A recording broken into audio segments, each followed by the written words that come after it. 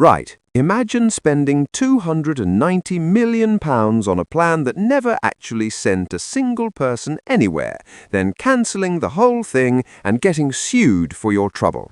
Sounds absolutely mental, doesn't it? Well, welcome to British politics in 2025, where Sir Keir Starmer's decision to scrap the Rwanda asylum scheme on day one of his premiership has now spectacularly backfired, with Rwanda itself dragging the UK government to international court demanding potentially more than 50 million quid in compensation. You genuinely could not script this level of chaos if you were writing a political comedy. The Tories are calling it catastrophic, Labour scrambling to justify the mess, and the British taxpayer is left holding what might be the most expensive cancellation fee in governmental history. Buckle up, because this gets properly wild. Before we dive headfirst into this absolute disaster of a situation, quick favour. If you're finding this content valuable, smash that subscribe button right now. Over 94% of you watching haven't subscribed yet. It's completely free, takes literally 1 second, and it genuinely means everything to us here at British Mirror.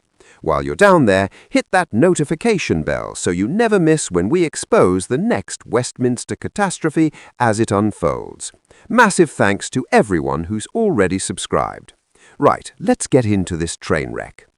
So, let's rewind the clock slightly and examine how we arrived at this gloriously expensive shambles. The Rwanda asylum plan was the Conservative government's flagship immigration policy, designed to address the ongoing crisis of small boats crossing the Channel. The concept was straightforward enough on paper. Asylum seekers arriving illegally in Britain would be removed to Kigali, the capital of Rwanda, where they would be housed and could subsequently apply for asylum in Rwanda rather than the United Kingdom. The theory was that this would serve as a deterrent, discouraging people from making the dangerous channel crossing because they'd end up in Central Africa rather than collecting benefits in Birmingham or setting up shop in Sheffield. Whether you agreed with the policy or thought it was morally reprehensible, it was certainly bold, and it had cost the British taxpayer an eye-watering £290 million before a single deportation flight ever took off. When Sir Keir Starmer swept to power in July 2024 with a massive parliamentary majority, one of his very first acts as Prime Minister was scrapping this Rwanda deal entirely. Labour had denounced it as wasteful throughout their election campaign, their manifesto explicitly stating the plan had already cost hundreds of millions of pounds and could only address fewer than 1% of asylum seekers arriving in the country. They argued it simply could not work, that it was unworkable Conservative nonsense that needed binning immediately. Starmer positioned himself as the sensible adult in the room, cleaning up Tory mess and implementing practical solutions instead of expensive political theatre. Except, and this is where it becomes absolutely hysterical, cancelling the deal has now landed Britain with a potential bill exceeding £50 million as Rwanda pursues legal action for breach of contract. So, instead of saving money by scrapping a wasteful scheme, Labour might actually end up making the whole debacle significantly more expensive. Brilliant work. Absolutely brilliant. The African nation filed what's officially called a Notice of Arbitration back in November, with Rwanda's Minister of Justice and Attorney General, Dr. Emmanuel Ugirashebuja, listed as the representative of the claimants. This isn't some minor diplomatic spat being handled through quiet back channels. This is full-blown international legal action being processed through the Permanent Court of Arbitration based in the Netherlands. Rwanda has lawyered up properly, Britain has lawyered up in response, and we're now looking at what could become one of the most embarrassing and expensive governmental U-turns in recent British political history. Now, here's where the story gets particularly juicy from a political perspective. The documents name the Home Office's Director for Migration and Borders, Dan Hobbs, as a representative for the UK side, and the department has reportedly instructed Ben Juratowicz of Essex Court Chambers in London to fight this case. So British taxpayers are now funding lawyers to defend the government's decision to cancel a programme that British taxpayers had already funded to the tune of 290 million quid.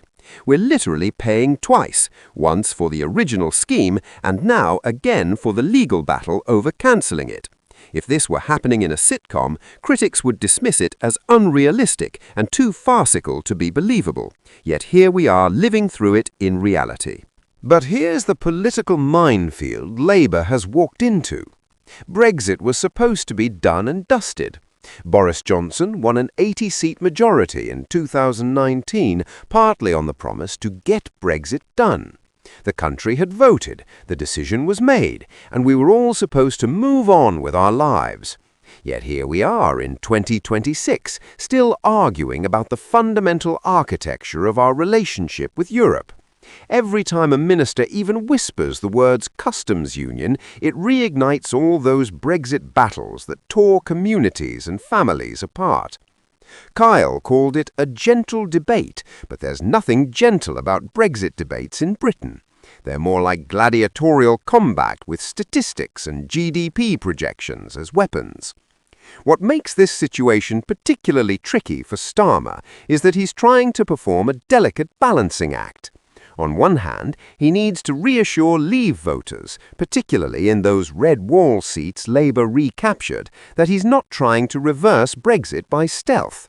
On the other hand, the economic reality is that Brexit has created trade barriers and economic friction that many businesses find frustrating and costly. So Labour's position seems to be, we're definitely not rejoining the customs union, except we might want to have a gentle debate about it, but anyone who suggests we should is being foolish, unless they're making the point that it would be crazy not to consider it. Clear as mud, right? Kyle's comments about Turkey are particularly interesting. He noted that it took Turkey 20 years to join the customs union with the EU. That timeline is accurate, but it's also slightly misleading. Turkey's journey was complicated by numerous political factors, membership negotiations, and specific arrangements about their relationship with the EU. Britain, having recently been a full EU member with all the institutional knowledge and existing trade infrastructure, wouldn't necessarily follow the same timeline. But Kyle's point seems to be that rejoining wouldn't be quick or simple, which is probably the one thing everyone can agree on. What's fascinating about this whole debacle is how it reveals the internal tensions within Labour about Brexit. During the opposition years, Starmer has been able to maintain discipline on this issue because, frankly, nobody really cared what the opposition thought about Brexit. But now they're in government, with ministers attending international forums and making trade policy, those private disagreements are becoming public contradictions. Some Labour MPs and ministers clearly believe that closer alignment with the EU, potentially including a customs union, is economically necessary. Others believe that reopening Brexit debates would be political suicide. And Starmer is stuck in a middle, trying to keep everyone happy while maintaining those red lines he drew during the election campaign. The timing of this chaos is also rather unfortunate for Labour. They're trying to convince the country that they have a coherent plan for economic growth, that they're the stable, competent alternative to years of Conservative chaos. But when your ministers are publicly contradicting each other and themselves on fundamental economic policy, that stability narrative takes rather a battering. It's hard to convince businesses to invest and plan for the long term when the government can't seem to decide whether it's open to a customs union or considers the idea foolish utopian thinking. Kyle's insistence that he's focusing on what it takes to get growth into the economy now is telling. He's trying to pivot away from the long-term customs union question to immediate growth measures. But that doesn't really work when you've just been asked directly about the customs union and said it would be crazy not to consider it. You can't simultaneously argue that something is worth considering and that you're not going to consider it because you're focused on other things. Well, you can, but people might reasonably point out that you're talking nonsense.